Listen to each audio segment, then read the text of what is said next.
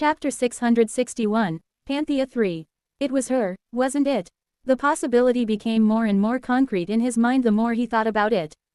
Although Lazarus was shocked at first, he soon calmed down. His heart, which had previously skipped a beat, settled down rather calmly. What replaced it was a certain indifference. Wouldn't you say that since she's become strong, it wasn't a failure? If it was really her, then the experiment wasn't necessarily a failure. That failure she was talking about was very close to reaching the zenith. No, it can still be considered a failure. Despite becoming strong, she's not going to solve the problem for us. She may eventually reach the zenith and be able to contend with them, but that isn't enough. We need to destroy them. And in order to do that, we need her to get in touch with the source. You did say that she's young. If you wait, we do not have much time left. The goddess replied, her tone lowering. Despite Torin's best attempts at keeping everything hidden, the outer being still sensed his actions. Although they have yet to make a move, it won't be long before they will. We simply cannot wait for her. Nor can we create another one. There's only so much that you can take from the body of an outer being. I see. Lazarus's face grew grim. The situation looked to be a lot more dire than expected. In that sense, he also understood why none of the other gods fought with each other. It wasn't because they got along well, but it was because they couldn't afford to. Or more like, some had given up all hope. The only one that was still struggling was Torin. With just a simple conversation with the goddess, Lazarus was able to figure out a lot of the things he was unsure of. He had a few other questions he wanted to ask, such as why he had to collect all 4 relics, and what would happen once he did, but before he could even ask these questions, the goddess tilted her head. I sense a strange marking within you. She paused, then, you've been marked by the beast of the sea. I managed to catch the surprise in her voice as she spoke. It was also then that I recalled my situation, and quickly nodded, I have. Do you have a way to help me resolve this situation? Since she was a goddess, Lazarus was sure that she'd have a way. Surely with her strength, she could help him resolve this massive headache. But, I can't help you. The goddess simply shook her head. I've told you before, I am no longer the same as I was before. I've lost connection with the source, and I'm still dealing with the injuries from the fight. Even I am unsure of whether I'll be able to come out on top against that beast. Although Lazarus was aware of her injury, he didn't think it'd be this bad. But what about your people? Whether they can handle that beast or not is irrelevant. My help only extends to what I've promised Noel. If you wish to collect the eye, you must go to the Eclipsed Maw in order to collect it. We'll have some people escort you there so that there will be no troubles. Lazarus got the message. He understood that the goddess wasn't willing to help him. He never intended to beg her for it anyway. Still, he planned on at least getting more information on the Great Primordial One. He was just about to ask when the goddess cut him off. Do not worry too much about the beast. Once you collect the eye, you will be able to handle it. I will. Lazarus was surprised. Was the eye that powerful? You're overthinking things. While the eye might be able to help you against that beast, in no way will you be able to beat it. You're far too weak for that. The goddess giggled. I can see that you're quite young and quite powerful for someone your age, but you've still got ways before becoming truly strong. Perhaps with Noel's help, you'll eventually become strong enough to contend against the outer beings, who knows? I'm sure Noel won't help just anyone. Suddenly, waving her hand, the room started to twist and bend in unnatural ways. Startled, Lazarus looked around as a blinding light pierced his vision. At the same time, the goddess's voice continued to echo in his ear. I've already said my piece. For now, it'll be up to you to handle everything else. I wish you the best of luck in your journey, and perhaps, we might meet again. .. By the time Lazarus snapped out of it, he found himself back in the same room as before. The only difference, the goddess was no longer present in the room. Looking around, Lazarus tried to look for her, but she was completely gone. As though she had never been there to begin with. And then, looks like your meeting with her was over. A warm voice greeted Lazarus from behind as he slowly turned his head to see the living Sate standing by the entrance of the room, his smile warm. Allow me to escort you back down. Lazarus opened his mouth, but eventually closed it. He still had so many questions to ask, but he knew that he wouldn't get answers to them. The goddess had already explained to him the most important things. For now, he planned on digesting all of the information while finding the eye. He was sure he'd get most of his answers once he collected the eye. As such, all right. Lowering his head, he followed the living saint from behind. May the goddess bless me with an undying light. O goddess, hear my plea. I wish for your eternal health. Thank you. Truly, thank you. The entrance of the cathedral was crowded with people, all standing outside with their hands clasped in prayer, their voices rising together in unison. Arriving at the cathedral, Anaz and Anne were met with such a spectacle, preventing them from moving any further. What in the world is going on? This is the first time I'm seeing something like this happen. Both Anaz and Anne were stunned. However, Anne was the most stunned as this was the first time she had ever seen something like this occur in the many years that she had frequented the remnant south. This sight felt odd, and in some way, it also felt disturbing to her. Just how many people did this goddess brainwash? Anne didn't believe in the gods for a single second. How could she when she had to claw herself out of the gutter she used to live in? The only one to have ever helped her was herself. To her, the gods were nothing more than powerful beings on a self-indulgent power trip, intent on manipulating people into worshipping them. They cared for no one but themselves. Pathetic fools. Anne shook her head while looking at all the people on their knees, looking at the cathedral with reverence. If you want help, you should help yourself, not ask someone else for it. Anne's gaze eventually fell on Anaz. Right, he was also one of those foolish worshippers. But, contrary to her expectations, Anaz didn't show any signs of reverence like she had previously expected. He had a certain calmness in his eyes as he looked at the distant building, which almost felt like she was looking at an entirely different person. The change was so glaring that she found herself asking, "Do you not feel something when seeing the cathedral?" "Oh, it's nice," Anaz answered while pulling his eyes away from the cathedral. "It's not nearly as impressive as I imagined it to be, but it's quite impressive." Is that all that you're feeling? Pretty much, Anaz answered with a nod, his eyes wandering around. More than that, we need to figure out where that merchant could have gone. I don't really have a good feeling about the situation. Anaz's words were cut off by a sudden commotion. As the two raised their heads, their eyes immediately fell towards the entrance of the cathedral, where two figures appeared. Immediately, their eyes widened as the people on the ground prostrated themselves further. Love live the goddess. Love live the saint. Love live light. A thunderous chant echoed through the air as the two figures emerged, one blazing like the sun itself, and the other, the all too familiar merchant.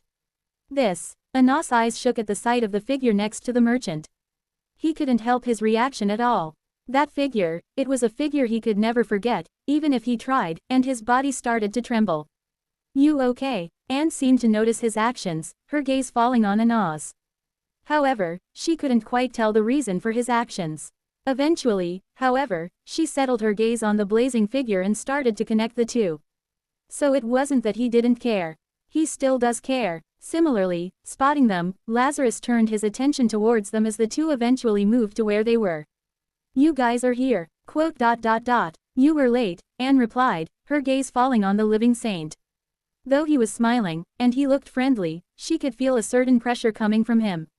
It made her extremely wary. Thankfully, he didn't seem to care much about her as his gaze fell on Anaz. His head cocked for a moment. I feel like I've seen you before. Anaz's body shook. He remembers me. Though he was trying his best to remain calm, he was struggling to do so. This person, before him, was the same one who had changed his life. He was the same person who had given him hope and turned him into a follower of the goddess. So strange. The saint covered his mouth, his brows furrowing slightly. I'm usually good at remembering stuff, but for some reason, even though I know that I know you, I don't quite recall. How odd. The faces of Anaz, Anne, and Lazarus changed almost at the same time as they all looked down. It was in that moment that they realized. Their shadows. It was gone. This could only mean one thing. The forgetting. It was starting. Chapter 662, Eclipsed Ma 1. Virith Anish. By now, everyone had already acclimated themselves to the city. From its layout to its language and everything else that there was to know about the city. However, if there was one thing that interested most of them, it was a certain figure. The merchant. He was an extremely enigmatic figure who appeared out of nowhere and left a storm in his wake. From fighting against Illuminarch single-handedly, to providing goods that didn't appear to belong to the mirror dimension. Wait, guys, Aoife appeared holding onto a certain cloth. Turning her head to look at the others, her expression turned strange. I don't see any branding in this, but touch this. Doesn't this feel a little familiar? Now that you mention it. It is. Touching the fabric, the others all shared the same opinion. This cloth, it was completely different from any of the cloths provided by the people of the city. Where did you find this? It must have cost you quite a lot to buy this. I don't think you can get this quality of cloth around here. You're right, Aoife nodded, putting the cloth away. It wouldn't make sense for this type of quality of cloth to appear here. I've analyzed their other cloths, and even their highest quality ones aren't as good as this. Really? Kira eyes the cloth in Aoife's hand. To me, it just looks like some regular cloth. No, shit princess. Aoife rolled her eyes, prompting Kira to raise her brow. Weren't you the princess? Ignoring Kira's comment, Aoife continued, this would be considered regular where we come from, but here. This is anything but normal. It's no wonder they sold like crazy not too long ago. The prices weren't even that expensive from what I'm hearing. What? Amael was the one to speak this time, taking the cloth and feeling it with his hand. Cheap. This. Aoife nodded, her eyes narrowing. That's not the only thing that I managed to find. Aoife began pulling out all kinds of items. Ceramic plates, familiar foods, even bits of jewelry. None of them had any labels or branding, but it was obvious to everyone that these things came from outside the mirror dimension. By now, they'd have to be stupid not to get the hint as Leon's expression grew grimmer and grimmer with each passing second. Unlike the others, he had remained quiet the entire time. It wasn't that he didn't have anything to say, but it was more that he already knew everything. This. Amael looked at all the goods in Aoife's hands before looking at her. Are you suggesting that the empires are? No, Aoife cut Amael off before he could go on a tangent. I've already asked everyone about the goods. They all came recently, and... Aoife paused, her eyes pausing on the others as they all started to understand. The merchant. The goods came from the merchant. Exactly. Aoife closed her eyes, her expression tensing up slightly. Considering everything we've found, from the goods to the various items, it's safe to say that the merchant is someone who comes from the same place we do. But not only that, taking into account everything that I've heard from the locals about his fight with the people from the church, he feels quite familiar. In fact, besides the fact that he used his sword, he almost feels like.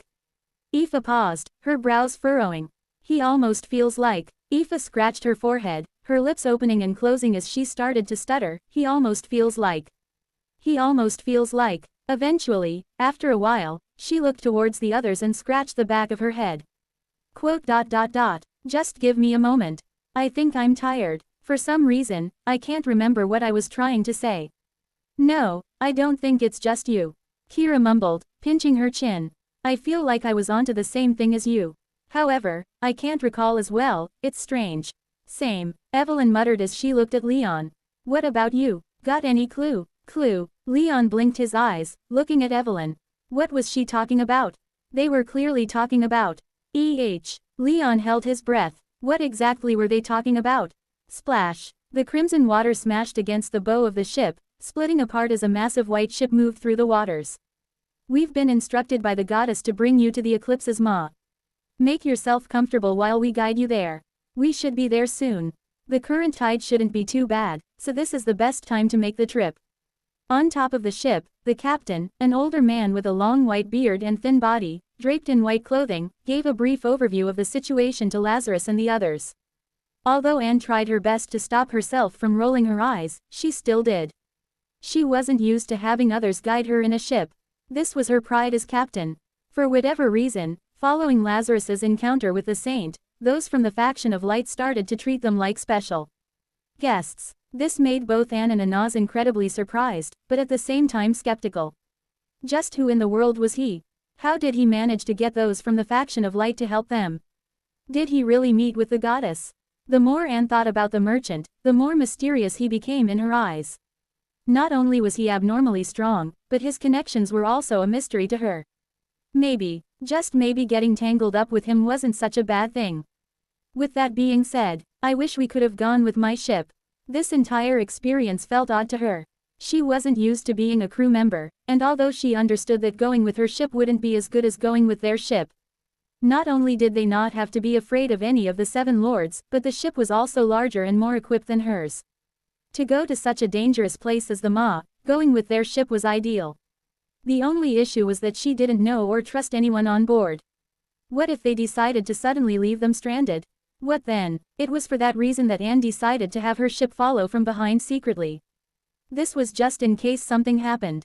Within the mirror dimension, you couldn't really trust anyone. You're weak. Lazarus didn't really expect to hear such words from the saint as he stood by the bow of the ship, overlooking the sea in the distance. Slowly turning his head to look at the saint, he cocked his head. He was confused. Yes. The saint merely smiled while looking at Lazarus. Don't take my words as an insult. I'm only stating an objective fact.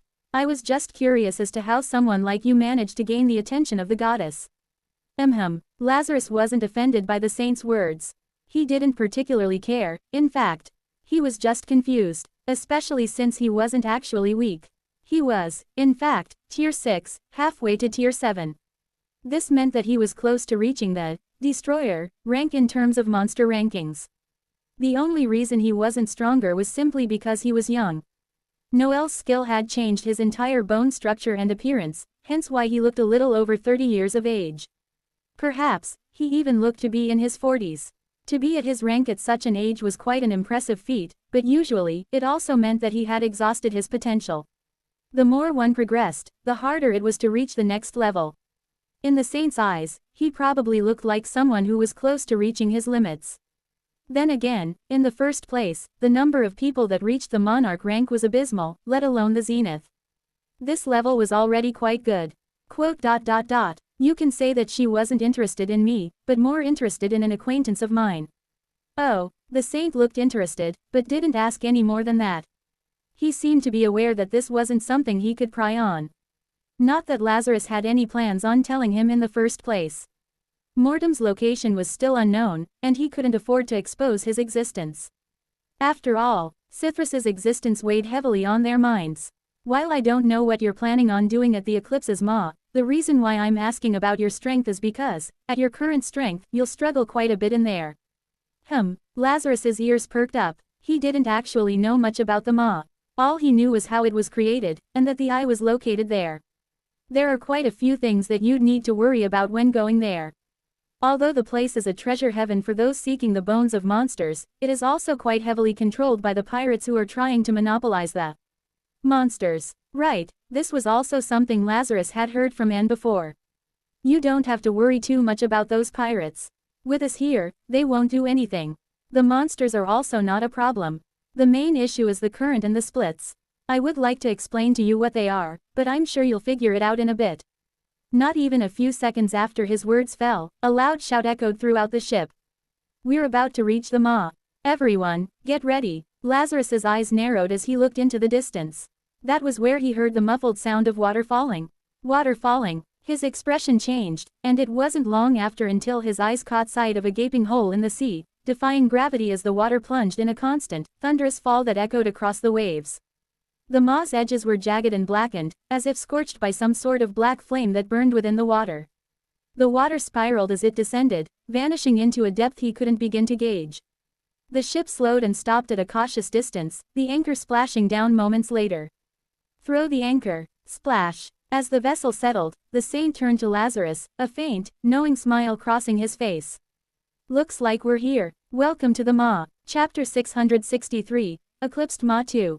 A single figure stood on top of a tall cliff, overlooking the distant crimson sea as her black hair fluttered in the air. He must be the merchant. Delilah's soft voice drifted through the air as her sharp black eyes shifted from the sea to the distant city. The dark marble shimmered under the pale sunlight, reflecting the growing crowd as more people emerged from their homes, filling the once empty streets. It was a beautiful sight, one that Delilah found herself admiring often. But at the same time, I'd like to sightsee with. Delilah pursed her lips while closing her eyes. Having spent the past couple of days there, she managed to figure out just as much as the others did. Putting the two and two together, she felt almost certain of the identity of the merchant. He was none other than the person that she was looking for. Standing in silence, Delilah's fists slowly clenched as she once again focused her attention on the distant sea. Remnant South, that was where the merchant was supposedly headed. She wanted to cross the waters and go to him, but she couldn't. The presence that stood in the middle of the sea wasn't something she felt like she could handle without putting up a massive struggle. Although she felt somewhat confident in defeating it, she still didn't want to take the risk. The fight might provoke even greater creatures that lurked within the mirror dimension. Although Delilah knew she was strong, she also knew that she was far from invincible. All sorts of people and monsters lurked in the deepest corners of both worlds. Not only that, but she wasn't alone. She had the cadets from the academy to take care of. While she was comfortable bringing them here, she only did so because she was aware of just how strong she was.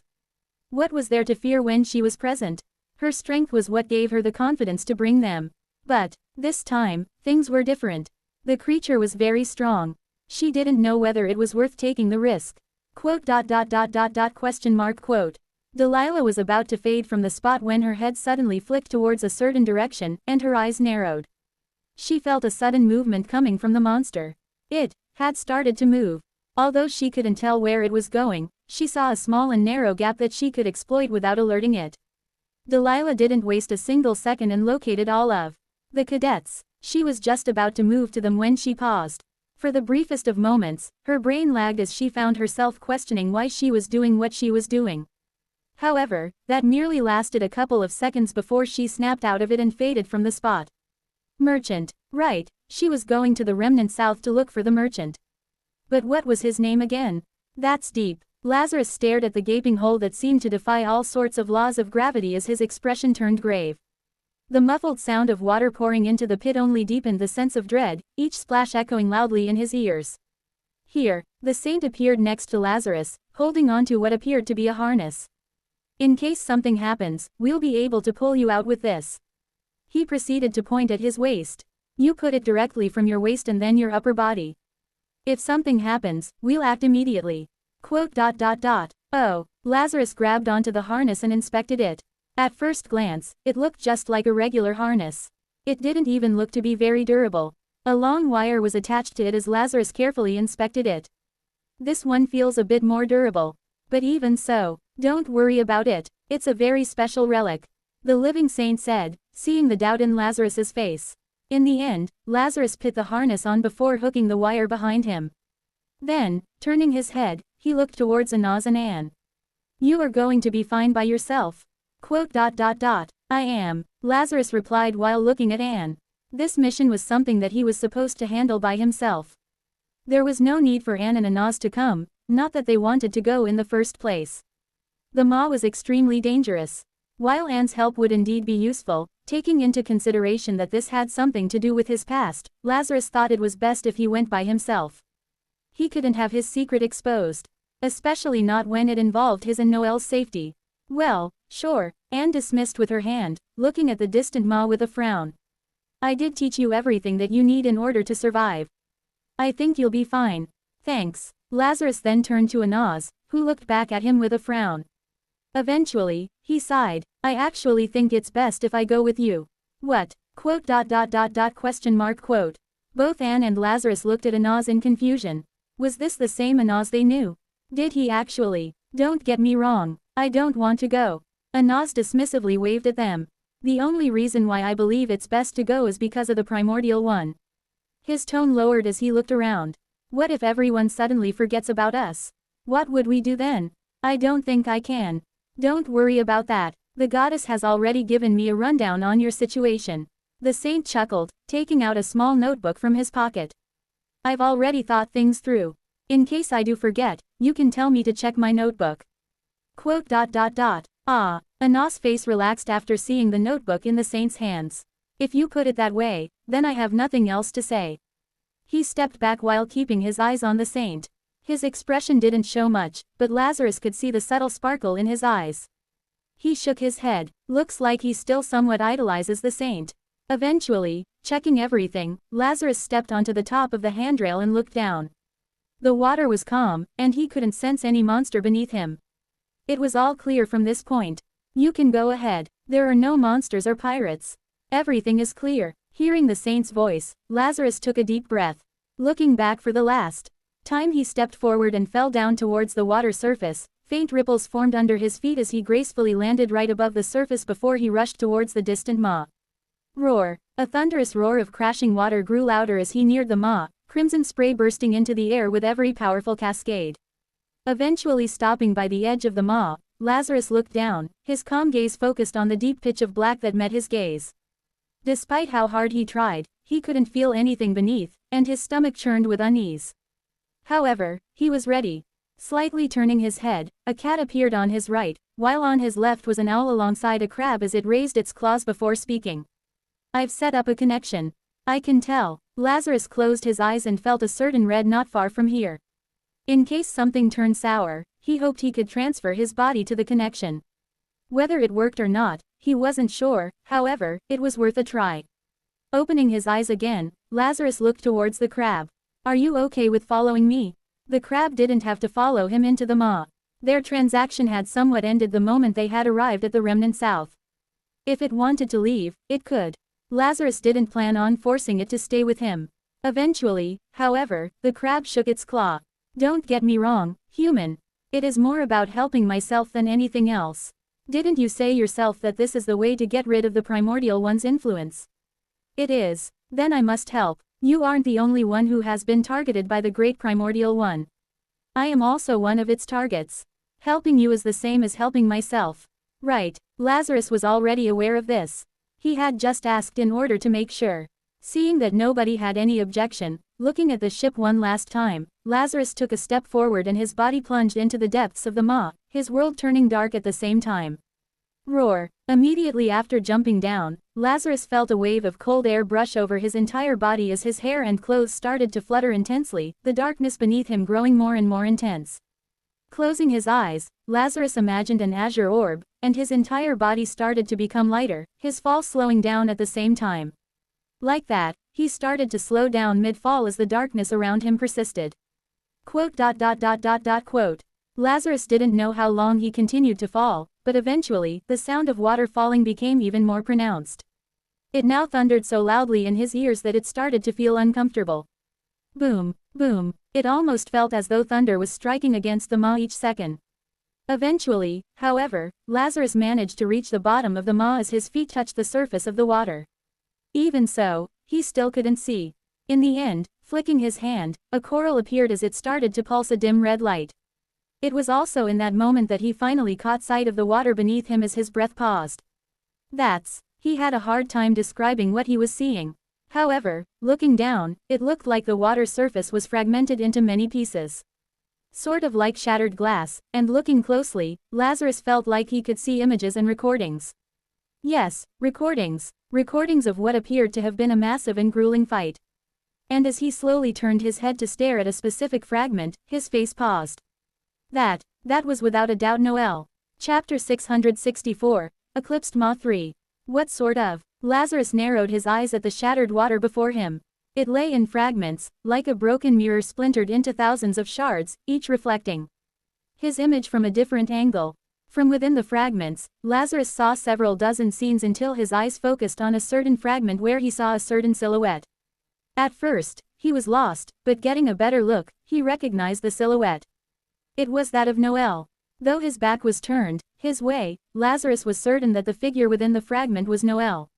He stood above the crimson sea, his entire presence seemingly warping the space around him as another figure stood next to him. She was radiant, just the mere sight of her made Lazarus want to look away. She felt too bright, almost as if he were staring at the sun itself. The two stood floating on top of the crimson sea, staring in a particular direction. Lazarus couldn't tell what they were looking at. From the fragment in front of them, there didn't appear to be anyone or anything in front of them. Is this it? The fragment remained like that. It merely displayed the two of them standing on top of the water, ripples forming beneath them. Lazarus scanned his surroundings, his eyes falling towards the other fragments. He could see all sorts of images within the fragments. From the calm waters, to several monsters jumping out of them and eating whatever came their way. It also displayed several boats passing by. In general, a lot of useless stuff. If my guess isn't wrong, it's displaying everything that had happened during the time before the maw formed. These fragments beneath, they were all records of the past. In that case, Lazarus was certain that if he looked hard enough, he'd find a fragment that would allow him to get a better idea of what happened and about the eye. The eye did get lost during the fight, so if I look hard enough, I might be able to find something. Lazarus felt that his plan was solid, but he quickly came to realize just how wrong he had been. An hour passed before he knew it. In that hour, he wasn't able to find a single thing. All he saw were the same boring and mundane scenes. From the calm waters to the monsters and boats. There was nothing that could help him at all. This is harder than I thought. He looked around, staring at the owl in the distance, alongside the cat and the crab. At some point, he had also asked them to help him find anything. The fact that the efforts of the four of them combined still didn't produce any result displayed just how difficult it was to find what he wanted. There were simply way too many of them. Not only that, but the darkness also made it hard to look further ahead. Thankfully, Wobbles was able to produce enough light for them to see around, and it wasn't long before someone finally saw something. I found something. The first one to find something was surprisingly Pebble, who looked rather smug as Lazarus moved in his direction. Here, Pebble tapped its paw over the water surface, and Lazarus carefully looked in the direction of its paw, where he finally caught a glimpse of another scene regarding the fight that had happened between the two gods and the outer being. What? But as he looked into the fragment, Lazarus was completely taken aback. Not because of how intense the battle looked, but because, where is the outer being? I can't see anything. Noel and the Panthea both appeared to be fighting the air before them. Lazarus couldn't see the outer being at all. It was as if its entire presence was erased from the fragments. Explosions occurred, and blood spilled onto the sea. The fight looked incredibly intense, but at the same time, it was incredibly hard to keep up with it. Not only was the scale of their attacks massive, but they were all incredibly fast. The fact that they both appeared to be fighting the air didn't add to the situation. It made it incredibly hard to keep up with the fight. But then, on careful observation, Lazarus realized something. Shadow. I can see a shadow. Indeed, looking at the surface of the Crimson Sea, he caught sight of a massive shadow. Lazarus's expression changed at the sight as he caught sight of the shadow. Not because the figure looked scary or anything like that, but because the shadow was blurred. It looked exactly like the blurred figure within the mural of the church. Could it be? Lazarus's mind snapped a few seconds after as he saw a change occur in the fragment. As both Noel and Panthea combined forces, the thing that stood out the most to Lazarus was the long gold scepter that was on Panthea's hand, as a large eye appeared to be embedded on top, its pupil glinting under the white sun above. Lazarus felt his breath pause at the sight of the eye. Oracle Eye. He was almost certain that the eye on top of the specter was none other than the thing he was looking for as Panthea raised the scepter and attacked the shadow. Her attacks were fierce and quick, unlike Noel, who was a little bit slower. Nonetheless, the two appeared to work well together, feeding off each other's strengths while covering each other's weaknesses. It wasn't long before they managed to inflict an injury on the shadow, and black blood spilled onto the sea. It was the subsequent scene that left Lazarus wide-eyed. Right as the blood spilled onto the sea, rather than fading into it like Noel's and Panthea's blood, the blood appeared to expand within the water's surface, forming some sort of black ink coating that felt eerily similar to an oil spill. What is going on? Why is the blood expanding? The sight left Lazarus at a total loss, but before he could even figure out what was happening, the fragment stopped, and the scenes reset to what they were at the start. Wait, that's it. He didn't see enough. He didn't even get to see the scepter of the goddess break. It was supposed to break in the fight. However, the scene where it occurred didn't appear. There must be more. Lazarus looked towards Almighty and the others, his mouth opening as he prepared to tell them to keep searching. However, right as his mouth opened, he noticed a subtle change coming from the water beneath him, and as he looked down, he saw several thousand sharp teeth appear beneath him, circling all over his body as a gaping black hole appeared in the middle of the teeth. His calm expression changed subtly as he pressed his foot onto the water's surface. Step of suppression. Whatever was coming at him suddenly stopped moving as Lazarus looked down with a serious expression. Then, tapping his foot onto the ground again, the massive frame of a monster burst out from the water. Splash. Water splashed all over Lazarus as he looked up to see a gigantic shark-like monster, its presence seemingly towering over him by large amounts. It was towering, and Lazarus appeared insignificant at the sight of the monster. And yet, under Lazarus's cold gaze, the monster appeared completely helpless as it tried to thrash in the air. However, regardless of how much it tried to act, Lazarus's control over it didn't falter in the least bit. Staring at the floating monster in front of him, Lazarus's lips curled slightly as Pebble appeared not long after. Finally, the little dragon said, its eyes falling on Lazarus. Quote, I can't believe it took you so long to finally gain this much control over the skill. You were seriously neglecting it. Ah, there it was. Pebbles nagging. Following the evolution of Veil of Deception to Lament of Lies, Pebbles' jealousy knew no bounds. It nagged every day, telling him about how its skill was better and how he wasn't using it correctly. Lazarus never had time to properly master step of suppression due to all the things that he had to train, but following the past several months, he took his time to properly train the skill, and now he had managed to gain good enough control over it. A new world opened up to him after that. Not only was he now capable of controlling the gravity of small radii in certain areas, but he could now also reverse it. In some way, he could now use telekinesis. Although it wasn't as good, with more practice, he could probably reach a level that was almost the same as it. The only issue with the skill was Pebble. It had become a little too smug about it. Kekeki. Looking at the owl with a provocative look, Pebble crossed its paws. Lazarus shook his head before turning his attention towards the monster and summoning threads, directly killing it. Oh, moments after killing it, Lazarus had originally planned on tossing the body away, but he was shocked to find a certain something within the body of the monster as he retrieved it. A bone, a terror-ranked bone. This is pretty good. No, this was in fact really good. Lazarus was well aware that he could sell this for good money. His mood immediately improved, and he tossed the monster away before continuing his search for the right fragment again. He continued like this for the next several hours. From time to time, monsters would appear, and he would kill them each time. Everything looked and felt normal at first glance, but after a certain point, Lazarus stopped. Lowering his head to look at the numerous bones in his hand, he paused. What sort of? He had a total of 15 bones in his hand, which was the same as the number of monsters he had killed. Each time he killed one, he found a bone within the body of the monster he killed. At first, Lazarus thought it was luck. However, after the third time, he realized that something was up. By the time he had collected 15, he was very well aware that something was up as he finally realized why so many pirates loved this place. This place. It was a massive treasure trove. With all monsters containing bones, how could it not be a treasure trove? It was no wonder that the Seven Lords wanted to monopolize this place. But how is it possible for the monsters to all have a bone? How does this make sense? Lazarus frowned, thinking about the situation, but soon, his brows rose. He suddenly realized something. This place isn't just a regular place. The blood of an outer being and two gods fell on this place. Could it be that this is the reason for the bones to be present in the bodies of all the monsters? Lazarus's heart skipped a beat.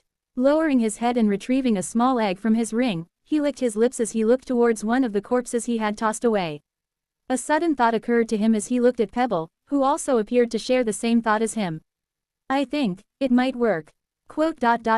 It's possible, human. Lazarus licked his lips, staring at the egg once more and taking out a mirror. Maybe, just maybe, he could finally get Pebble its own body. Chapter 665, Eclipsed Ma 4. Everyone paused whatever they were doing. With all eyes focused on the egg in Lazarus's hands, the surroundings turned quiet. The egg, it was something that he had almost completely forgotten about, but he did recall receiving the egg as some sort of reward. Lazarus found himself shifting his attention towards a distant creature he had killed. After a little bit of thought, he raised his hand, and the creature's body moved towards him. It was a massive, octopus-like creature, its body towering several times larger than Lazarus, who glanced at Pebble from the corner of his eye. Pebble. Yes. Without wasting a single second, the cat pressed its paw against the water surface, and the octopus shriveled up into a tiny ball the size of a fist. Lazarus brought the egg right beneath the octopus as a black liquid began to seep out from the octopus's shriveled-up body, dropping onto the egg. Both Pebble and Lazarus waited with bated breath, their eyes on the egg as they waited for something to happen. And then, sizzle tilde, a faint sizzling sound echoed in the air as the egg began to pulse. Exclamation mark. Pebble's face changed subtly, and so did Lazarus's as the two looked at each other. Neither one needed to say anything. They understood exactly what they needed to do. The concentration is a little low, but if we collect just enough of them, we might be able to get a reaction. Coupled with the mirror, and Lazarus paused. He didn't want to jump ahead with conclusions, but staring at the egg and feeling the subtle pulse of life coming from it, he was aware that he was onto something. Pebble, too, as its eyes sharpened. With just one look, Lazarus could tell how eager the cat was to get its own body. Having helped him for so long, Lazarus thought that this was the least he could do for the cat. Still, I can't lose sight of my goal. I need to keep searching for clues.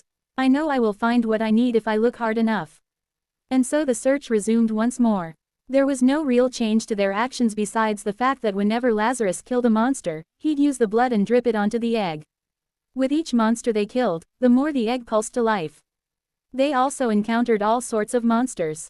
Mainly terror ranks. Destroyer ranks didn't appear, mainly because they seemed to be aware of Lazarus's strength, alongside the pressure coming from Almighty and Wobbles. The two of them were enough of a deterrent from most strong monsters. This kind of annoyed Lazarus since he felt that the egg would progress faster with the blood of a Destroyer rank monster, but he knew this was merely arrogance from his side. Destroyer ranks monsters weren't ones he could simply fight and chop like some sort of vegetable. They were all extremely strong and cunning. This was merely wishful thinking from his side. I found something. Right then, Lazarus was brought out of his thoughts as he heard Almighty's calm voice. Turning his attention towards the owl as its eyes glowed in the distance, Lazarus made his way towards it and looked down to see another fragment detailing the fight between Noel and the outer being. Yet again, I can't see the outer being's figure. It was as if its entire presence wasn't allowed to be seen. As if the world had completely erased its existence. Even its shadow was blurry. Lazarus's brow rose when he stared at the fragment. This one was different from the other two. The fight looked to be nearing its end, with both sides looking extremely tired and injured. Not only that, but the landscape looked different, too. He could see a gaping hole in place of where the Crimson Sea once stood. Noel's body was entirely covered in blood, but it appeared to be slowly healing while the goddess looked weak and fragile, still hanging on by a thread. But then, something happened. Quote. Out of nowhere, the shadow appeared right beneath the goddess's body as her entire body flared with light, but by the time she reacted, it was already too late, blood spurting out from her eyes. Though he couldn't hear anything, he could practically feel her scream from the fragment. Her body flared with more light as light exploded in all directions, sending the outer being scurrying back. That was when Noel made his move, fading away from where he was and appearing behind the shadow. Staring intently at Noel, Lazarus saw him pierce his hand towards the air. It looked like he was hitting nothing, but halfway through his motion, his hand began to turn black as an inky black liquid began to spill all over his hand. In the shadow beneath, Lazarus saw Noel's hand pierce into the body of the blurred figure. The world came to a stop in that moment. And then, the body of the outer being slid down Noel's hand, falling into the gaping hole beneath, turning everything beneath black. It looks no different than how it looks now. From the hole that appeared to defy all laws of gravity, and the darkness that enshrouded the place. Thinking about it, Eclipsed Maw really did seem like a fitting name for the place. Still, what about the scepter? Lazarus turned his attention towards the goddess, who looked extremely weak and frail. She looked to be on the verge of falling, her entire body pale. Lazarus stared at her, and then at the scepter in her hand. He could see that it was cracked and on the verge of breaking. It was just like he had heard. But then, appearing next to her, Noel appeared to say something. Though she was blind, as though she was following his voice, she looked in his direction. Her face turned a little complex before she eventually nodded her head, and Noel eventually grabbed the scepter and tossed it into the maw. His face looked cold as he tossed the scepter. Lazarus watched as it faded into the darkness, his brows furrowing. So Noel tossed the scepter into the maw. But then, that doesn't help me out at all. I still have no clue as to how to find it. At least, this was what Lazarus thought at first. But then, Lazarus suddenly saw Noel retrieve a certain mirror from out of nowhere and flip it over to the maw. A faint glow manifested before fading. The action was subtle, and no real change appeared after this, but this. This was a massive clue. Does that mean that I have to use the mirror in order to find the eye? Lazarus was quick to take the mirror. At the same time, he started to think about everything he had seen. He suddenly started to understand why no one could find the scepter. It was probably because Noel had used the mirror to hide it. Not only that, he also understood why the goddess never tried to look for it. Because she never planned on looking for it. From what he had seen, it looked like the two had made an agreement with regards to it. I guess it also kind of explains why those from the church don't know much about the fight and think that it was one between her and Noel. It was most likely a rumor that she had spread herself. She wanted to keep her own members in the dark about the situation, keeping them away from the maw. It also explains why the maw is mostly controlled by pirates and not them. Pirates wouldn't care about what was on the fragments. They were all there to collect bones and make money. Her goal was to keep the incident a sort of secret from Cithras. The two had a sort of agreement to keep the eye away from Cithras. It all finally makes sense. Turning his attention around the place, Lazarus looked at the mirror in his hand. Staring at his own reflection within it, he closed his eyes and sighed. Things would have progressed much faster had you told me that this was all I needed to do. Thinking about all the time he had to waste looking for the clues regarding the eye, Lazarus sighed. Had Noel just told him about the situation beforehand, he would have been able to save a lot of time. Maybe there's a reason why he didn't want to tell me. Could it be that he wanted me to see the fragments? That could be it, really. It still annoyed Lazarus. He was going to see them regardless of whether he told him or not, but what else could he do? In the end, clicking his tongue, he flipped the mirror over and channeled his mana. A faint white glow enveloped the mirror shortly after as Lazarus panned its surface across his surroundings, his eyes falling on the mirror as he looked around. Nothing. Is this how it's supposed to work? Moving the mirror around, Lazarus was confused. He couldn't really see anything. Was he doing it correctly? Lazarus's brows knitted together tightly as he looked at the reflection. Regardless of where he pointed it, he didn't see a single thing. He even infused more of his mana into the mirror, but again, nothing. Am I mistaken? Did I do it wrongly? Or? Exclamation mark quote. Lazarus's expression suddenly changed drastically as his head flicked in the opposite direction. Every hair on his body suddenly rose on end as his body started to stiffen. No, shit, not yet. With his heart pressing tightly against his chest, Lazarus's eyes eventually fell on the gigantic eye that was staring back at him. A constant ringing sound suddenly echoed in his mind, and he started to shiver. Slowly blinking his eyes, Lazarus felt an inexplicable change occur to him in his entire body. He couldn't quite describe what it was, but it was almost as if his very existence was slowly being erased from the world. His eyes shook. This was the last phase of the Great Primordial One's hunt. There was no more escaping for him. Chapter 666. Eclipsed Ma 5. Thud. A graceful figure appeared by the port of an enormous city, the large frames of the boats casting long shadows across the crimson water. Alongside her were several cadets as they all held onto their stomachs. Yuke, I feel like I'm going to die. You only just feel it. I am going to die. Let me help with that. Fuck off. Teleportation wasn't easy on the body. Delilah was fine because of her strength, but the others were far from okay. It took them a good couple of minutes to fully recover before they finally caught a glimpse of the massive city that stood before them. Leon looked at the place with a complicated expression.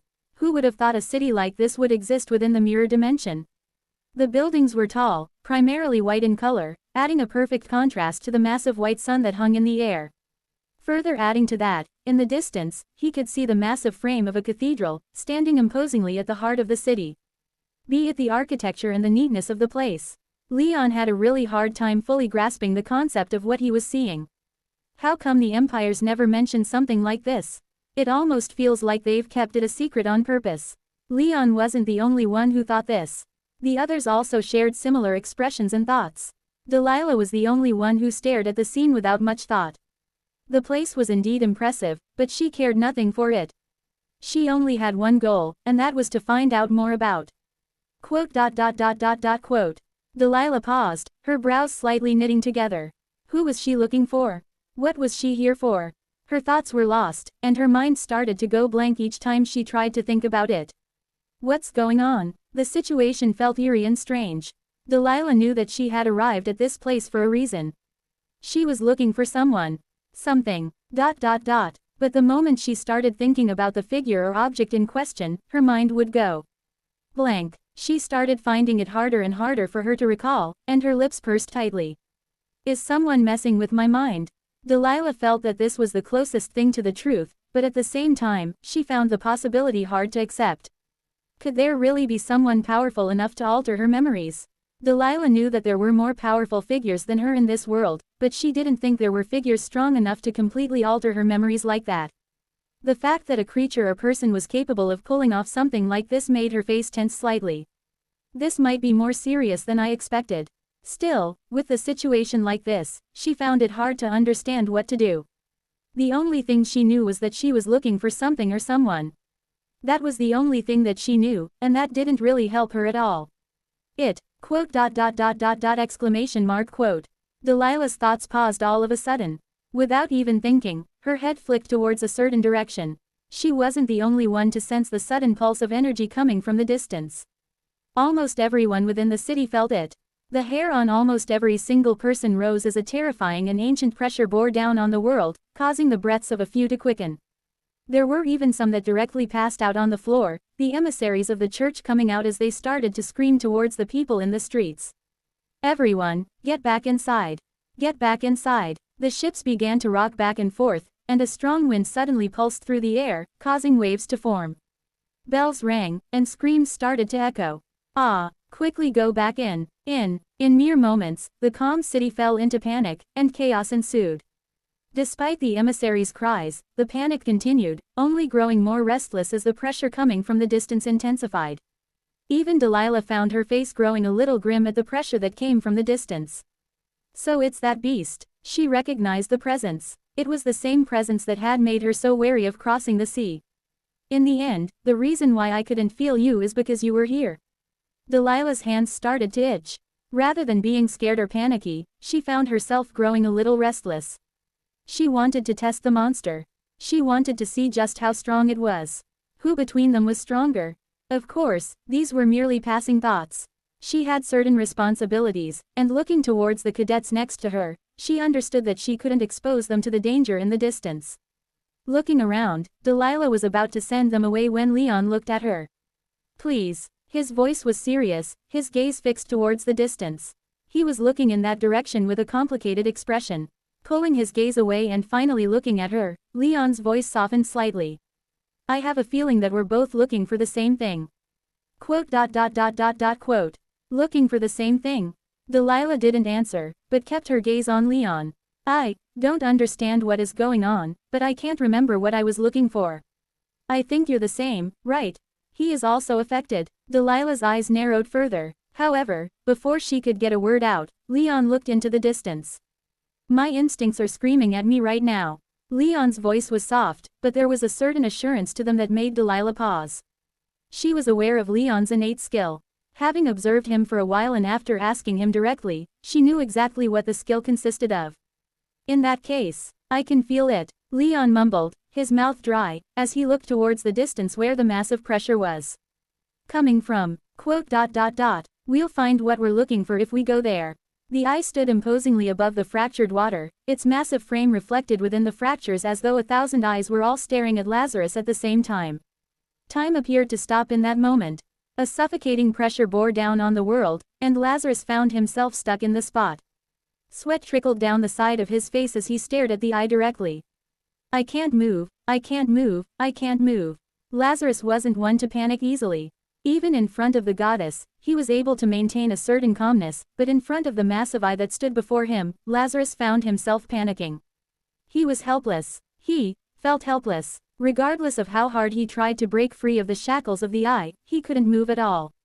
It was as if he had lost complete control of his body, leaving behind only his mind. And then, thud, as ripples formed across the fragmented water surface, a figure appeared not far from where Lazarus was, his smile wide and eyes completely white, devoid of pupils. We meet again. We meet again. We meet again. His multi-layered voice echoed within the darkness, adding to the sense of eeriness of the situation and causing Lazarus to panic further. Hold on. Hold on. Hold on. Tapping onto his chest, Silas coughed a couple of times. Eventually, opening his mouth again, he started speaking with his original voice. Ah, that's much better. He directly turned his attention towards Lazarus, his lips pulling further as he looked at him. You sure came a long way to get to the remnant south. I bet your journey was a lot smoother than you expected, right? Silas began to laugh. He had been present the entire time, watching over Lazarus and the others as they traversed the Crimson Sea to get to the remnant south. He was the main reason why their path was so unobstructed. He couldn't afford to let them die so easily. Not when he and the others were so necessary to him. Calmly taking steps towards where Lazarus was, Silas took a good look at him. Do you know how fascinated I was to see your emotive magic in action? Hey. Silas covered his mouth while suppressing a chuckle. He could still distinctly recall the scene in which Lazarus fought against the Luminarch, beating him to submission with just his emotive magic. Shivers. That was what Silas felt in that moment. Shivers. I was aware from the very start that you were a powerful, emotive mage. That was also one of the reasons why I chose you. Silas walked around the frozen Lazarus. Although it seemed like he was wasting time talking to Lazarus, in reality, he was merely waiting for the primordial one to completely erase his existence from the world. It was a process that usually lasted a few minutes. Before then, Silas couldn't touch him. But you see, Silas turned his attention towards Lazarus, pausing to meet his gaze. Quote, "You far exceeded my expectations. Not only are you an extremely powerful emotive mage, but you're probably among the top in the entire world." Silas suddenly burst out laughing, his face unable to hide his joy. Finally, he had found the missing ingredient to his ascension. Once the primordial one was done absorbing his existence, Silas planned on absorbing his emotive powers. He, alongside Anne, were the missing pieces that he was craving for. By the time he absorbed their powers, we'll finally be whole again. We'll finally be whole again. We'll finally be whole again. We'll finally be whole again. We'll finally be whole again. Silas suddenly covered his mouth, his white eyes flickering. Eventually recollecting himself, he looked towards Lazarus. "Sorry about that. It tends to happen when I'm excited." Chuckling, Silas looked around. Eventually, his gaze fell on a certain object in Lazarus's hand, and his brow rose. A mirror. Looking closely, the mirror had some intricate patterns that made it visually appealing. However, it didn't really seem like anything special. "Why were you holding onto a mirror? I doubt you were checking yourself out in this place." Silas lowered his body to get a better look at the mirror. Although he couldn't feel a single thing from the mirror, he wasn't stupid enough to think it was just a regular mirror. It must be some sort of relic. Thinking about it, why was he here? Silas licked his lips, thinking over the situation. The Eclipsed Maw was famous for its bones, as all the monsters within the premises seemed to magically contain bones. It was a treasure trove. Was he here for the monsters? No, I doubt he's here for the bones. I've seen him kill a few monsters, but that doesn't look to be his main goal. Then, what was his goal? Silas thought deeply and hard about the situation. Eventually, however, he recalled a certain something that he had stumbled across when he had visited the Cathedral of the Goddess, and his mouth slowly curled up. I see. He suddenly started to understand, his gaze looking at the mirror with even more interest as he slowly retrieved it for himself. Staring at his own reflection, Silas laughed. "So this will help me find the goddess's scepter." He licked his lips, turning towards Lazarus, who stared at the mirror in his hands, his eyes shaking slightly. This was all Silas needed to see before smiling further. "I guess I've got my answer." Chapter 667, Meeting Again 1. "We are very close. Don't lose focus." Single quote. Do not lose sight of the goal. I have been waiting for this moment for a very long time. Soon, we'll be whole. Several voices whispered in Silas's mind, his head cocking left and right as his white eyes grew unfocused. He was used to the voices. Each voice represented a different part of him. Silas wasn't but one mere entity. He was the culmination of several entities, all trapped within one body. One could even argue he was merely the prison holding on to the lingering spirits of the mirror dimension. But at the same time, with all the time that had passed, Silas started to develop his own personality. One that was more dominant and more conscious than the rest. He was starting to become his own person. But he wasn't quite there yet. He was still missing several things. Quickly, don't waste this chance. We must hurry and not let it slip away. Thinking about his current situation, Silas's neck twitched slightly. The voices inside of him were growing excited. After all these years, freedom was finally within reach. It had been a long time since Silas first set out on his quest to become whole. They couldn't take it anymore. They had been patient enough, but it was time for them to finally get rid of the curse that was keeping them trapped within the body. Indeed, this was a curse. It was a terrifying curse that had plagued them since the dawn of the mirror dimension. But not for long. Soon, all their struggle were going to pay off. And the half-key to solving it all was standing right before him, his body frozen in place as he held onto a mirror with intricate patterns. Well, let's see if it works. Silas didn't waste a second and grabbed the mirror from Lazarus's hand. Under Zayrul's influence, Lazarus was completely helpless. His body was frozen in place, his mind the only thing that was properly functioning. This was the difference between a mere human and the great primordial one. He was no different than a small bug that could be squished as the primordial one wished. Am I supposed to inject my mana in this? Silas injected his mana into the mirror and waved it around the maw. However, he was left disappointed to see no reaction from the mirror. No, he did feel a reaction, but it was extremely small. In fact, the reaction almost felt repulsive. As though it was trying to reject him. This only made him smile. Don't worry, I won't be using you for long. Just help me find the scepter. He tried the same thing a couple of times, but yet again, no reaction. Eventually, he turned to look at Lazarus. How does this work? Got any idea? Quote. No words or reaction. Lazarus couldn't speak at all, and recalling his current predicament, Silas chuckled. Sorry for that. Though he apologized, his words felt more sarcastic than anything else. He turned the mirror toward himself, studying his reflection. No matter how he examined it, it looked like an ordinary mirror. Was that really all it was? Silas thought about it for a while before shaking his head. No, that reaction I got from him felt real. I don't think it was a lie. I just don't know how to use it. Well, I guess it doesn't matter. Though the scepter was tempting, it didn't really serve much purpose to him. While it was indeed the relic of a goddess, what Silas cared more about was achieving his goal of becoming whole. Only once he achieved his goal would he get rid of the voices and have his own identity.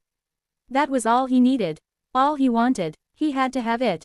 Right now, he, they, them, they had no identity. It was Silas, but at the same time wasn't. What could they even be considered? Ah, this needs to stop. I just want to be free again. Hurry, hurry. Silas's head started to contort as the voices in its mind started to grow more restless. I get it, I get it. Silas bit his tongue, and he felt a sharp pain invade his mind. The voices stopped then, but only for a little while. That hurt. It hurt a lot. Why did you do that? Why did you do that? Silas quickly increased his grip on the mirror before eventually lowering his hand. Almost. He just had to resist for a little bit longer. Slowly turning his head, Silas fixed his gaze on the primordial one. Staring at Zahirl, Silas raised his head to look up at the maw. From Zahirl's presence alone, he could feel several important figures had arrived to check out the situation. However, Silas wasn't worried. If they knew what was best for them, then the last thing they were going to do was come to where they were. And in case they did show up, a slow smirk began to form on his lips. It'll be a nice way to feed my new mind. It'll be a nice way to feed my new mind. It'll be a nice way to feed my new min. Silas's words came to an abrupt halt when he felt something warm in his hand. Surprised, he lowered his head to see that the heat was coming from the mirror. His brow rose up in surprise, but before he could even understand what was happening, a blinding light shot out from the mirror. Suddenly, the darkness that embraced the surroundings faded for a brief moment as even Zahirl was affected by the mirror. What? It was only for a mere second, but that was enough. By the time the light faded and everything returned to normal, he was shocked to see that Lazarus was no longer where he once was. Instead, in the exact spot where he should have been was a large statue. Silas stopped in that moment, his head shaking as he sighed. When will they learn? He lowered the mirror in his hands. Quote. There is no escaping. The eye behind him shook, closing as the world began to tremble. Rumble, now you've gone and done it. Silas shook his head, a smile blooming across his face. Quote. You've angered the one thing that shouldn't have been angered. Rumble, rumble. The changes were quite abrupt and unexpected. In one moment, the area around the maw was calm, and in the next moment, a terrifying and ancient energy began to sprout from deep within the maw, covering the surroundings. The boats docked outside of the maw began to rock back and forth while the faces of a few people paled considerably, some even passing out on the spot. Only a certain few were able to remain calm. Staring deep into the maw, the living saint's brows furrowed as he raised his hand and cast a large, bright shield around the boat. The ship began to settle down almost immediately, while the overwhelming pressure in the surroundings slowly began to ease. He did so much with such ease that it almost looked effortless. But was it really effortless? Anne turned her attention towards the living saint as he stood at the bow of the ship with his hands behind his back, his eyes fixed towards the maw in the distance. Although he was trying his best not to show it, Anne could see the subtle trembling of his fingers. Quote. Just what in the world is happening? Her confusion merely lasted a few seconds.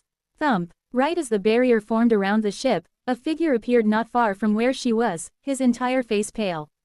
Quote. Quote. She didn't even have the time to be surprised or make a sound as she stopped the moment she saw how pale his face was. However, by the time she recovered, she saw him head directly from the living saint.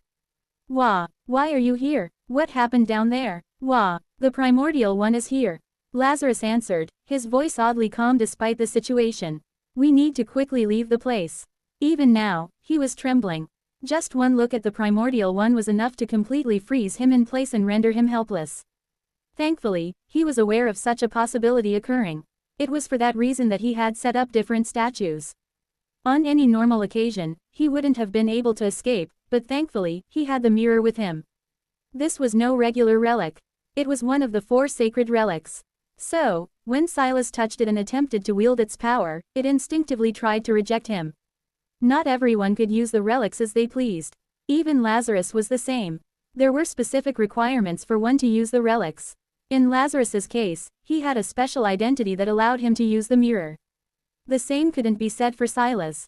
Aware of this, Lazarus took the chance to teleport back into the ship. Even so, he was well aware of the fact that he was far from free from the primordial one's clutches. In fact, this was merely the start. Swoosh! Suddenly, massive boulders of water began to rise from the depths, breaking the surface of the water and producing several large crimson waves half the size of the ship's. A suffocating pressure washed over the area, its weight crushing down on everything around it. It was as though the air itself had thickened, pressing down on every chest, making each breath a struggle. Lazarus froze, his eyes locked on the unfolding chaos. From the heart of the maw, the gargantuan form of a monster began to rise, its enormous frame emerging slowly from the depths of the maw. What's happening? Be careful. As its massive body pulled free from the water, it sent shockwaves through the sea, creating monstrous waves that battered the ship with each passing second. What the hell is that? The sheer size of the creature was overwhelming, its silhouette barely discernible in the mist of rising water and darkened skies. The ship groaned under the pressure, causing several people to stumble over. Only a few were able to remain standing, and of those few, none were able to formulate a single thought as they stared at the massive silhouette that loomed before them. The entire process took mere seconds. As its enormous frame emerged from the water, the waves that had surged through the area began to settle, fading almost as quickly as they had come. All noise ceased. Then, he's here. Nobody knew who it was, but the words echoed the thoughts of all those present. Zahir is here. For the first time in a very long time, the great primordial one had made its appearance. The moment it did, the remnant south shook. Chapter 668. Meeting again too. Lazarus suddenly thought of one of the quotes he had read in the book, talking about Zahir. Perhaps the greatest mercy that this forsaken place has to offer is not what we see, but what we cannot. No, it's not that the truth is hidden, it's that our minds are simply incapable of comprehending its real form. We lack the capacity to perceive it as it truly is. And in that failure, I believe, lies the only mercy the mirror dimension offers. Lazarus had a hard time understanding the quote at first. Mercy? For what? For not being able to see Zahir's true form? What sort of mercy was that? It made no sense. It was stupid. And, it was very likely the truth. Staring at the hulking mountain that stood before him, Lazarus finally started to believe in the quote. Even now, he couldn't see the primordial one's true figure. Zahir hid behind a deep mist that hid its entire figure. However, deep within the mist, one could see the blackened outline of its enormous frame as 2 glaring deep eyes shone from behind the mist, staring at all those beneath it. Quickly, do not look. The saint's voice echoed the moment Zahir's gaze fell on the people beneath, but by then, it was already too late. Ah, help! Screams tore through the surroundings as several of the emissaries grabbed onto their heads, veins pulsing down their necks as their eyes turned bloodshot. Ah, the screams were heart-wrenching, to the point where it made Lazarus's blood curl. Kill me, please. Kill me. Ah, splash, splash. Of the many that were affected, several jumped out of the ship, swimming down the depths of the crimson waters without holding their breaths. They simply swam all the way down until they ran out of breath and drowned within the depths of the water. The few other ones that didn't choose to drown themselves ran towards the nearest walls and smashed their heads against them, causing blood to splatter all over the deck of the ship. Help me. Make it stop. Make it stop. Madness had overtaken the entire boat with just a simple gaze. Even Lazarus wasn't completely unharmed, his entire body turning pale as he stumbled to the ground and took deep and heavy breaths. His mind was pierced with a terrifying pain that made him want to end it all as images flashed across his mind. But thankfully, he was still able to hold on. And that was thanks to none other than his high mental capacity. If not for that, he would have also met the same fate as the other people on board. Ah! As even more screams tore through the air, Lazarus slowly raised his head to stare at the distant saint. He also wasn't completely unaffected by Zayahrl's presence, with his face slightly pale. He was still faring a lot better than most people. Anne and Anaz were also doing well, with neither one of them looking up. Already aware of the fact that they were being haunted by such a creature, they knew enough to know not to look up. This was what probably saved their lives. It was unfortunate that not many people were able to be like them. Before Lazarus knew it, almost 2/3 of the members of the entire ship had bashed their heads into the walls or jumped into the water. It was total chaos, and all it took was one gaze. One simple gaze. How in the world are we supposed to defeat that thing? Amidst the chaos, Lazarus heard Anaz's desperate voice, and he craned his neck to look at him. He was trembling, and his face was pale. It was pretty obvious to Lazarus that Anaz was scared, but even in his fear, he didn't seem to have given up. He turned his attention towards him while talking. Do you have a way to solve this? I remember you said something about Silas. Did you find him? Did he come? Even now, he was trying to assess the situation. It was the only thing they could do at this very moment as the primordial one's attention appeared to be fixed on the saint. Anaz's words were what Lazarus needed to hear in order to snap out of his state. Yes, I can't let the fear take over me. I need to quickly solve the situation. The goddess had directly told him it was possible to handle the monster. Quite frankly, Lazarus had a hard time believing her. Just one look at what had happened upon its appearance was enough to make him think it was impossible for the current him to defeat such a creature.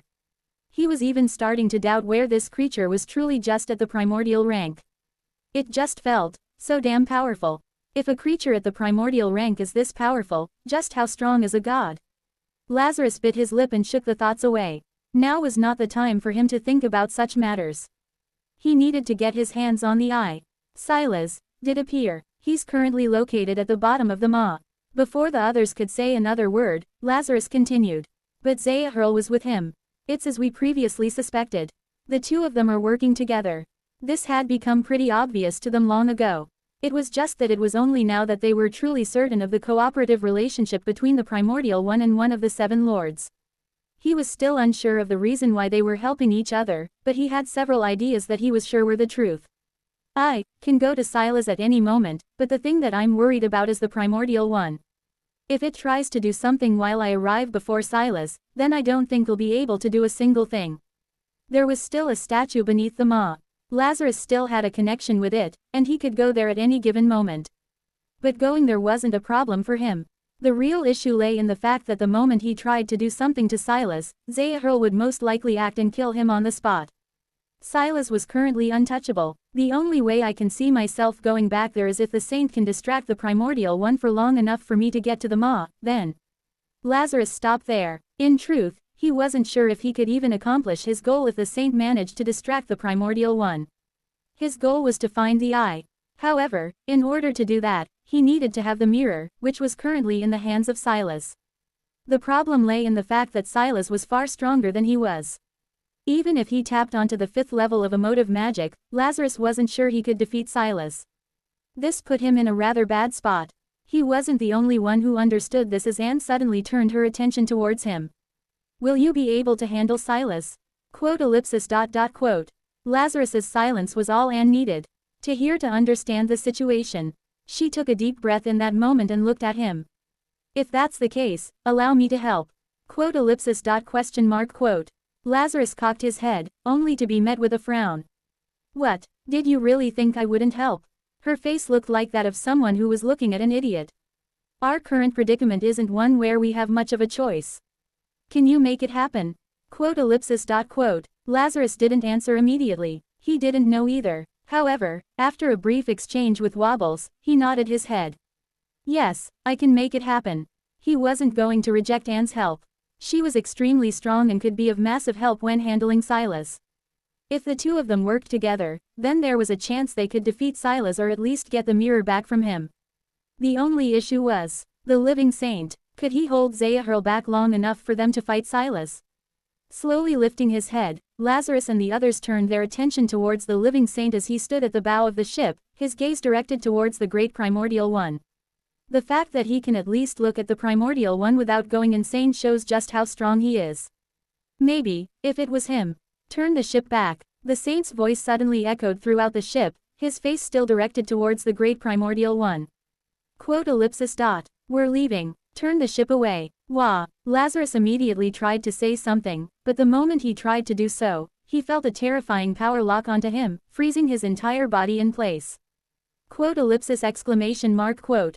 He wasn't the only one. Anne and Anaz were the same, their bodies stuck in place. What's happening? What is going on? Lazarus could see exactly what they were thinking from the expressions they were making as their entire faces paled. One didn't need to think too hard to understand their current situation. As expected, the primordial one wasn't just going to let them go. As if sensing the situation behind, the saint slowly turned his head, fixing his gaze towards them as his head cocked to the side, his brows furrowing at the same time. Who are you three? He looked lost as he looked at them. How did you get here? Lazarus and the others wanted to answer, but in that very moment, neither of the three could move or act at all. The only thing they could do was simply remain motionless in place, watching as the living saint looked at them with confusion. I don't ever recall bringing the three of you on this ship with me. No, something is not right. Pausing, the living saint turned his attention back to the primordial one.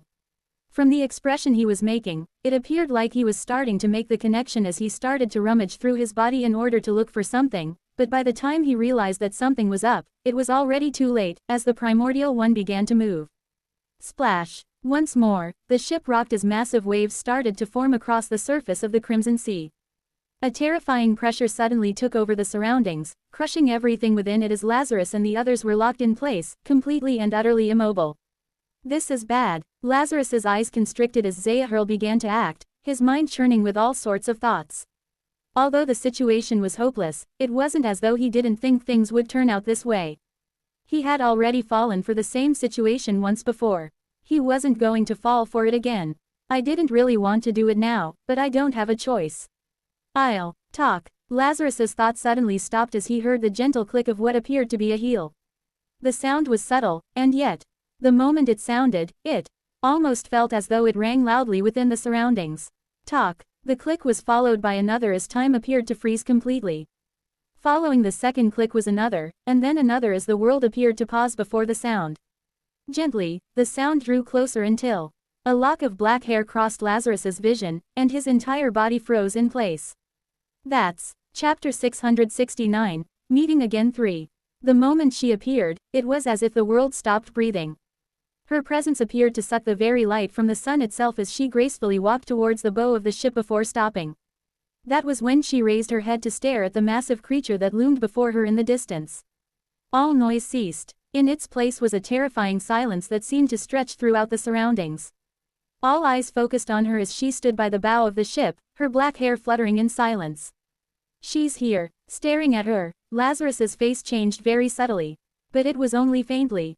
The current him wasn't Julian. He didn't feel much for her. To the current him, she was just the woman from the Empire. The one beneath the zenith. The Chancellor of Haven. A chocolate addict. Lazarus's thoughts stopped the moment he felt a gaze directed in his direction. Looking up slightly, a pair of deep black eyes stared directly at him, and he felt his entire breath leave his body. Did she notice something? Was she aware of who he was? Could it be that Zahir had no influence on her? That made sense considering her abilities. If she truly remembered, then, no. Staring back at her, and seeing the confused and lost expression on her face, Lazarus understood that she didn't know who he was. He could tell that she felt something, but he could see from her eyes that she couldn't recall at all. She was struggling to recall, and Lazarus understood that she had also been affected by Zahir's skill. Yes, this makes sense. My existence should probably have been erased from her mind. To her, I'm probably just an above-average person with a little bit of strength. In a way, this made him feel relieved. If she were to figure something out, then things would become complicated. This was for the best. This was what Lazarus told himself. And yet, even though he tried his best not to feel a thing, why did he feel so bitter about it? It looks like I haven't completely converted myself. There's still some lingering attachments. Closing his eyes, Lazarus calmed his thoughts down. Right now wasn't the time for him to have such useless thoughts. While it was true that the woman from the Empire was here, there was no guarantee that she would be able to defeat Zahir. In fact, there was nothing that said she would even fight it. The situation felt more like a standoff, with neither party moving. It seemed like even Zahir had acknowledged her strength. Delilah also appeared hesitant. She was probably here to check out the situation, but would she interfere? Lazarus didn't know. That was why he had to take this chance to act fast. I'm no longer suppressed by the primordial one's pressure. In that case, I should use this chance to collect the eye. His main goal in coming to the mirror dimension was the eye. It was so close, and yet so far from him. Lazarus understood that Delilah's presence was his last true opportunity to take the eye. If he wasted this opportunity, then he wasn't even sure he'd be able to live for much longer. As such, turning his attention towards Anne, he extended his hand in her direction. What? His sudden actions confused Anne. However, Lazarus kept his face straight as he muttered. Grab my hand. This is our chance. But, no, there's no guarantee that she will help us. She might just be here to see how the situation is unfolding. We can't waste this opportunity. Let's go. Quote. Listening to his words, Anne closed her mouth and looked in the direction of the strange woman who had appeared from out of nowhere. Her strength was terrifying, and her appearance. It was something that felt otherworldly. So much so that for a moment, Anne thought she was Panthea, the goddess of light. However, given her dark nature, she quickly dismissed such thoughts. More importantly, for whatever reason, she was staring right at them. Anne didn't know why, but her gaze felt extremely uncomfortable. So much so that she found herself hesitating whether to take the merchant's hand or not. However, thinking about the current situation, she understood that she had no other choice but to take it. He was right. They didn't know her current motives, nor whether she would help them or not. If the key to solving the situation was beating Silas, then she was going to do her best to help him. As such, after a brief clash of her inner thoughts, she brought her hand forward and grasped his hand. Her vision grew black a moment later, and the two faded from the spot. By the time Anne recovered her vision, she found herself standing on top of a large surface of water. Looking down, hundreds of different fragments appeared beneath her, and that was when she understood where they were. We're deep within the maw. She had been here enough times to recognize the place, and as she looked around, all she saw was an endless darkness that stretched throughout her vision. Anne was just about to cast a light when Lazarus squeezed her hand. Quote. Anne stopped whatever she was doing, confused by his actions. However, Lazarus didn't elaborate. Or it was more like, he couldn't elaborate.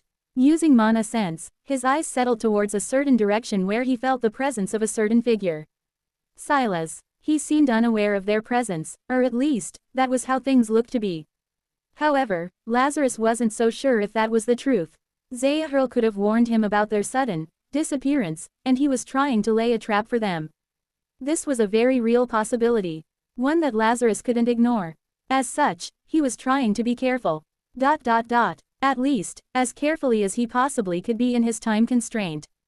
He knew that he didn't have much time to handle the current situation. At most, a couple of minutes. If by then he didn't figure out the location of the eye, then. Lazarus took a deep breath, finally letting go of Anne's hand as he tossed a coral towards the back of her neck.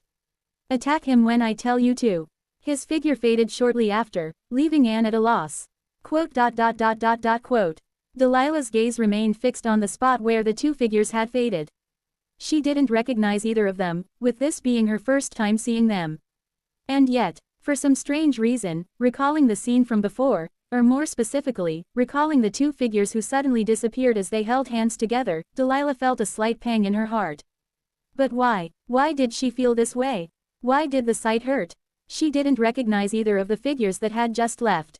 And yet, something about the man made her insides stir. Why was she acting like this? Who was he? She had so many questions, and yet so few answers. Regardless of how hard Delilah tried to recall, she couldn't remember ever seeing or meeting him. It was as if this was the first time she had met him. But how could a stranger move her unmovable heart? It made no sense. No, why am I even here? Delilah touched her forehead, feeling a subtle prickle. The entire situation made no sense, and slowly, craning her neck towards the gigantic creature that stood before her, she found herself closing her eyes. Her previously disturbed heart started to relax. A certain calm settled over her mind, and her eyes opened to reveal a pair of deep black eyes. A pressure that seemed no smaller than the Zahirl's burst out from her body as her hair and clothes fluttered silently. It was her pressure that made Zahirl stop whatever it was doing, its presence lingering in the distance like some sort of fog. It just stood there, and yet, its momentum appeared to be growing. What should I do? Delilah didn't come here to fight. However, Leon had told her that what they were looking for was there. That the answer to her questions was going to be here. It was for that reason that she faced the creature head-on. Because she was desperate for answers. Are you here to help us? Catching Delilah's attention was a warm voice as she slowly turned her head to see a man with striking yellow hair staring at her. Delilah had been so distracted by the massive creature in the distance and the weird man from before that she didn't even notice him. However, one look was enough to tell her that he was strong. Raising her head back up to stare at the monster, Delilah's lips parted as she replied. Quote. I'm not sure. Was she herself was still confused about her current involvement in the situation. Right now, she was merely here because she didn't want the aftermath of whatever was happening here to affect the cadets back in the remnant south. I've never heard of someone as strong as you before. You must come from far away. Delilah fixed her gaze back on the blonde man. Although his face was pale, his expression was still somewhat calm. Could he know something about the situation? He probably did considering how he was present. As such, she asked, do you know what is happening here? I don't know. But contrary to her expectations, he didn't know. This prompted Delilah to frown. He didn't know, then, but that's mainly because my memories of the situation have probably been erased. Pointing at his temple, the man brought out a certain journal from his pocket. From how relaxed he was acting, it was almost as if he was treating the current situation as something light. As if the monster before them didn't exist. Even Delilah wasn't so relaxed before such beast. And yet, I see. Reading through the contents of the journal, the saint nodded his head before closing it down. Then, turning his attention towards Delilah, he smiled. So it seems like the reason we're here is because of the goddess. We are supposed to help a man named Lazarus, although I don't quite remember meeting such figure before. Quote. Question mark quote. The more the man before her spoke, the more confused Delilah became. But then his next words made her mind pause. It's very likely because the memories of the situation have been erased. Or more like, his existence had been erased from my memories. The saint looked back at her. Judging from how you looked at him the moment you came, you probably knew him but also forgot. Or could I be reading things wrong? Quote. What? So you don't seem to be aware. The saint turned his attention back towards the distant Zahirl. That monster. It has the ability to completely erase a person's existence from the minds of everyone in the world. That is the power of the great primordial one, Zahirl. Slowly, he turned to look at her. If you felt something while looking at the man from before, it is very likely that you might actually know him. It's just that you forgot about him. Chapter 670, Collecting the I-1. Lazarus didn't waste a single second and activated Lament of Lies. He didn't know how much time he had, and so, every little second mattered. As his figure faded from the spot, he turned around to where Anne was and told her to wait for his signal. I'll voice out the signal in your mind. Only act when you hear my voice inside your mind. I understand. Lazarus nodded and turned his attention towards the spot where he originally appeared and set up another statue. In case something goes wrong. Preferably, I don't want to use it. While shifting between statues thanks to wobbles, help was quite convenient, it also took a heavy toll on his mind and body. Not only did it make his mind foggy, but for a brief moment, he'd also feel weak. If caught off guard, he'd be in trouble. Still, it was an excellent way to get out of tricky situations. By the time I use Wobble's ability, I shouldn't be in a position where I need to fight, so it doesn't matter too much. With the statue in place, Lazarus flicked his hand toward it, sending a coral to latch onto its back. Then he rushed forward, heading straight toward where he sensed Silas. His movements were quiet, and his figure had completely blended with the surroundings. Within the darkness, the muffled crash of water echoed faintly in the distance as he moved closer to Silas. Eventually, he came to a stop, his brows drawing together the moment he did. What is he doing? Squinting his eyes, he saw Silas moving around the place, holding something. Because of the darkness surrounding the place, it became hard for him to see clearly, but he understood after a few short seconds. He's looking for the scepter. The thing he was holding was none other than the mirror. In the end, he didn't give up on his search, and he was using his time to look for the scepter. Is the scepter really that powerful? I understand that it used to belong to a goddess, but as far as I'm aware, it's broken. It's very likely that the reason the scepter was so strong was because of the eye. I can't have him get that. Thankfully, judging from how he was roaming around aimlessly, the mirror didn't appear to be working. Seeing how distracted Silas was, this looked like the perfect opportunity to strike. As the darkness thickened around him and the distant roar of the water continued, Lazarus's entire body tensed, bracing himself for an attack. He waited for the right moment to strike. And then, the moment arrived as Silas turned his body away from him, facing his back in his direction. "This is it," with a flick of his hand, he shouted. Now, his body shot rapidly towards Silas, a red and green orb appearing in his mind, fusing together to form a yellow one as his body popped and squirmed, a terrifying momentum rising up from his body. At the same time, not far from where he was, Anne appeared from within the darkness, her body lunging towards Silas from the opposite direction. They were both so fast and quick that Silas didn't even have the time to react before the two of them were already upon him. Bang! A thunderous crash rang out as waves of circular wind pressure erupted from the point where the two had struck. The fragmented water burst apart at once, splashing in every direction as they struck the exact spot where Silas had just been. Their attacks were quick and precise, leaving Silas with no room to escape, but... It was much to their horror to see that their attacks landed on nothing. Once the water settled down, Anne and Lazarus were both stunned to see Silas completely gone from where he was. "Crap, it's a trap." Lazarus's eyes shook, but by the time he realized it was already too late as a figure appeared right behind him, his white eyes shining faintly in the darkness. "Got you, Tilda." He placed both hands on either side of Lazarus's head and pressed down, as if trying to crush it. Lazarus's face changed drastically, but only for a brief moment as Silas's hands came crashing down, squeezing Lazarus's hand into a pulp. Spurt. Blood spilled all over. "Lazarus!" Anne's shout echoed shortly after, her figure rushing towards where Lazarus and Silas were. But she soon stopped when she saw Lazarus's body fade away from Silas's hands, leaving him standing there with a blank expression. Slowly turning his head, Silas looked towards the distance where he spotted Lazarus's figure. An illusion. Did he think he was stupid? Silas's figure similarly faded, appearing right behind Lazarus as though he had teleported. In reality, he had expected Lazarus to act like this from the very start, as he repeated the same motion from before, catching Lazarus off guard. He had been so obvious with his trap that Silas had been waiting for him the entire time. This time, Lazarus was unable to hide his shock and surprise as Silas appeared behind him. It was there that he understood that Silas had long seen through his illusion and had just been baiting him with an illusion of his own. Right, it's as Anas told me, he's a master of illusions. By the time he realized it was already too late, and he had fallen for Silas's bait as he had been secretly approaching his body the entire time. Lazarus was also sure that this was Silas's real body, and seeing how the situation had turned, he didn't waste a single second and switched places with the statue. "I've got no choice." As the coral latched at the back of his head pulsed, his figure faded from the spot, replaced by a certain statue. Bang! The statue shattered into thousands of pieces as Silas's hand smacked down on it. Standing in silence, Silas stared at the fragmented pieces of rock in his hand as he turned his attention elsewhere. Ha! Breathing deeply, Lazarus looked towards Silas, meeting his gaze as cold sweat trickled down the side of his face. That was close. Had he been a second too late, his head would have been crushed into a pulp. He had managed to get away just in the nick of time. At least, that was what he thought.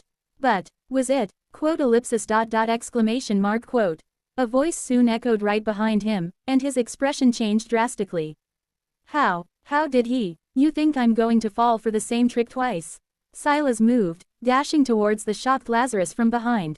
He had been aware of Lazarus's ability with the statue, and as such, he understood that Lazarus's end goal was always going to be to swap places with the statue. Having felt Lazarus set it up from the start, he played along with whatever Lazarus was planning, knowing that he'd always end up here. He baited him twice, forcing him to use the statue so that he could deal the final blow there. By the time Lazarus realized it, it was already too late.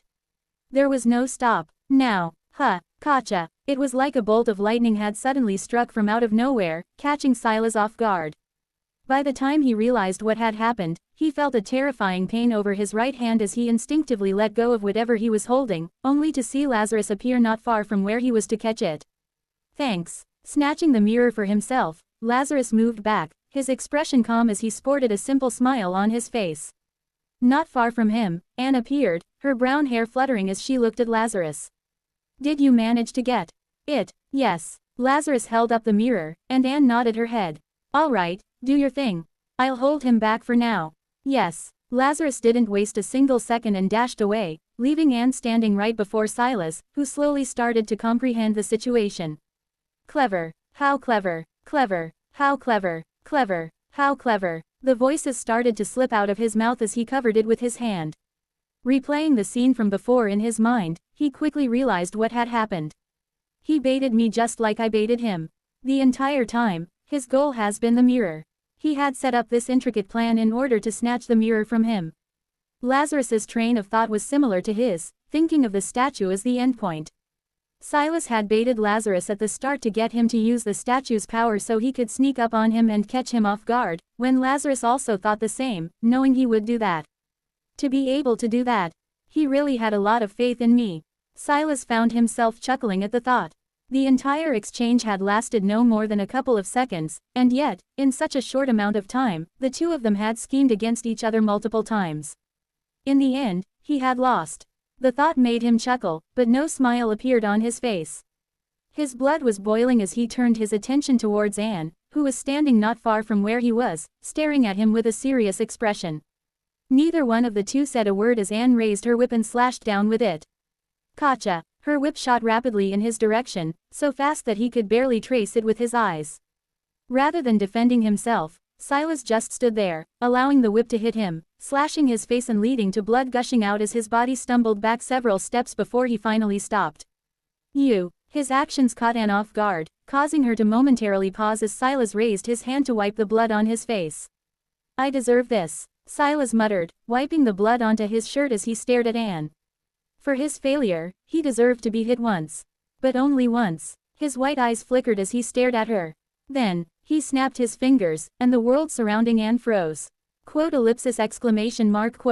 Wiping the blood from his face once more, he shifted his gaze toward the distant figure of Lazarus. A grotesque cracking sound rose from within him as his bones began to snap and twist, his body contorting into something mangled and monstrous. Anne stared at the scene in horror, and by the time Silas was done, his figure had morphed into two.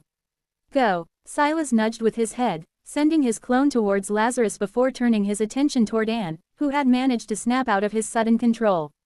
Her face turned grim as she stared in Silas's direction. This might be more troublesome than I expected.